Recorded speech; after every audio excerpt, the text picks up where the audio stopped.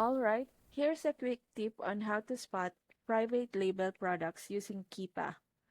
Super useful if you're into online arbitrage. From a Keepa chart, you can actually tell if a product is being sold by a private label merchant. A private label means the item is trademarked and only one seller has the rights to sell it. So resellers like us usually can't hop on that listing.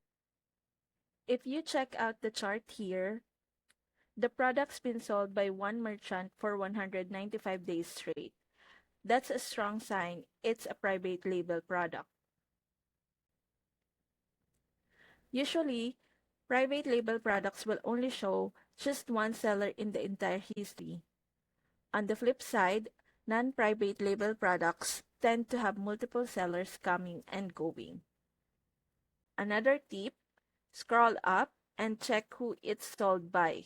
If the brand and the seller name match, that's another dead giveaway.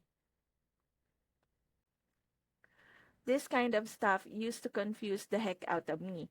But once I got the hang of reading Keepa charts, things started to click. If you want to get better at spotting this and avoiding restricted listing, check out ohchallenge.com. That's where I learned most of this. Links in the description.